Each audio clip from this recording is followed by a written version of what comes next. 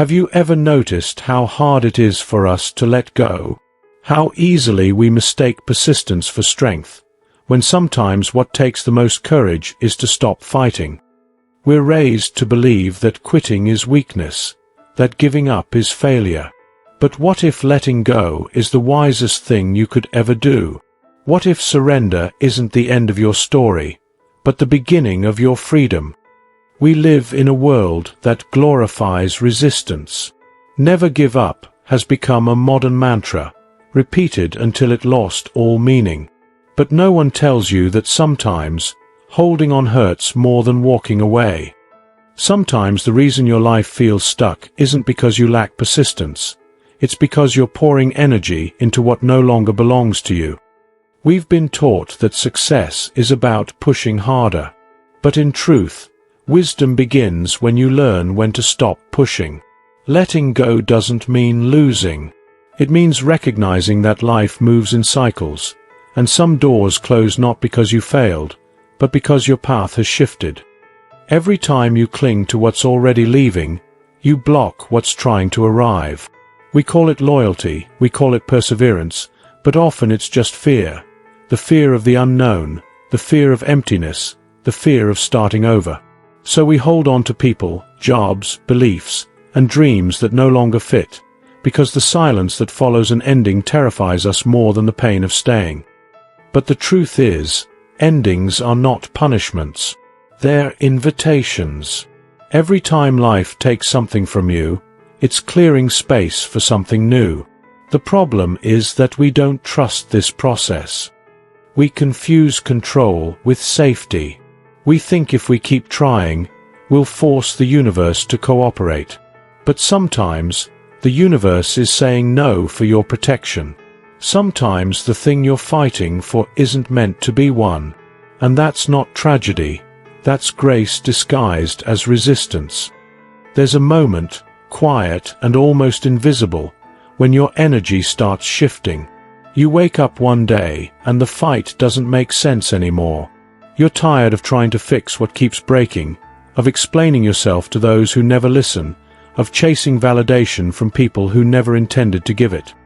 That moment is sacred. It's the beginning of wisdom. It's when the soul whispers, "Enough." And if you listen, you'll realize that giving up isn't defeat.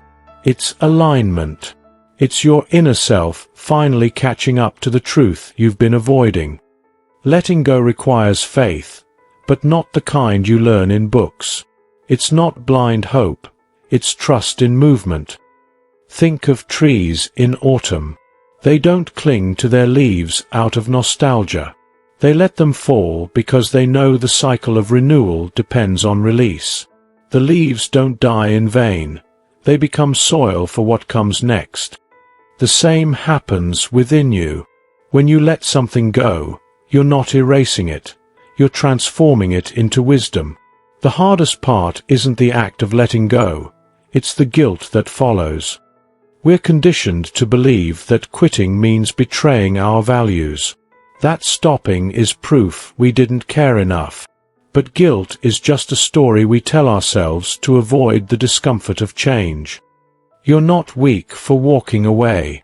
You're wise enough to understand that love and effort don't always fix what's broken. Sometimes the most loving thing you can do is release what no longer grows with you. There's a beauty in surrender that our culture doesn't talk about. Because surrender isn't collapse, it's clarity. It's saying, I choose peace over chaos.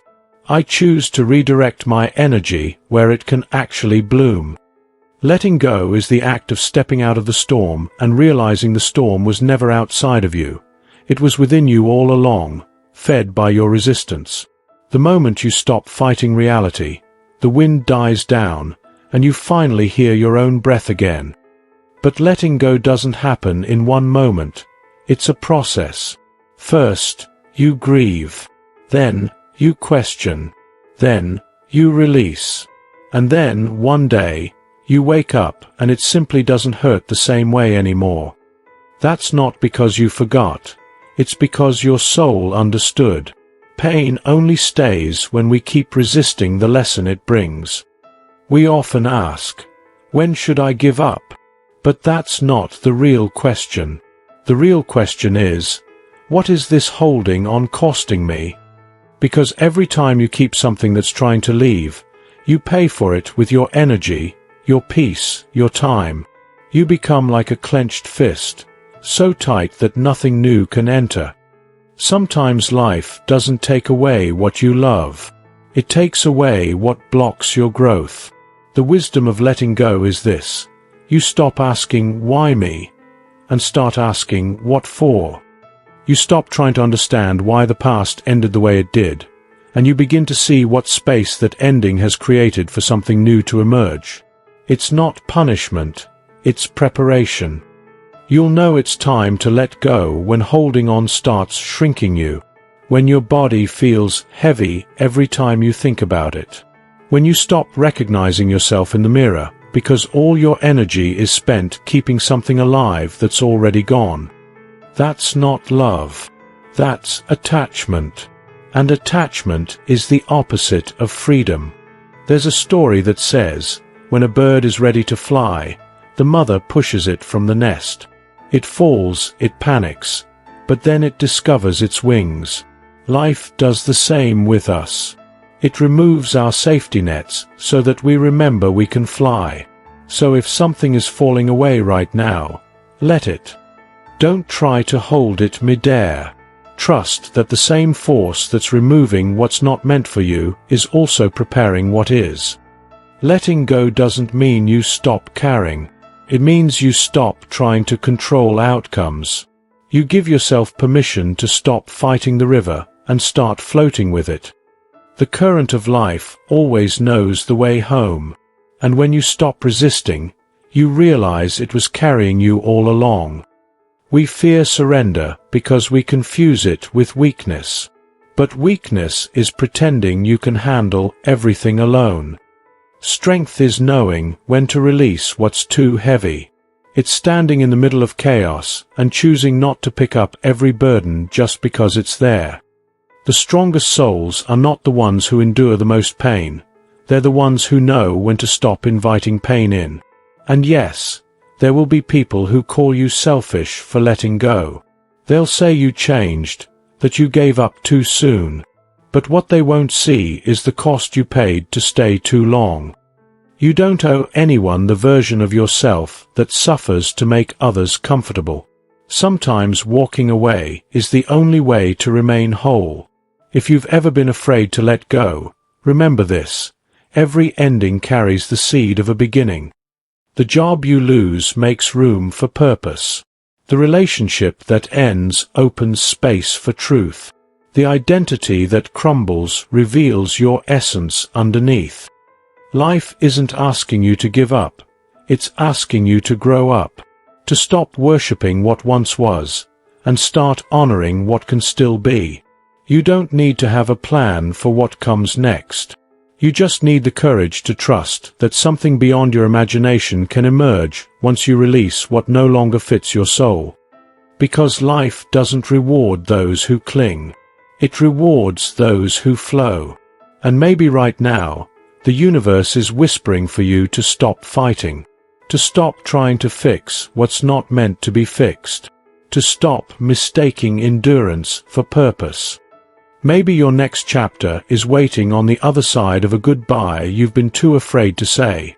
The wisdom of letting go isn't about knowing what's coming next. It's about trusting that you'll be okay even if you don't. It's choosing peace over proof. It's understanding that the most powerful thing you can do is stop swimming against the current and allow yourself to float. For once, not because you're tired, but because you've finally learned to trust the water. And maybe one day you'll look back and realize that the moment you thought you were breaking was the exact moment you were being set free. That the collapse you feared was actually the ground clearing for something sacred. You didn't lose. It just wasn't yours to keep. So let go.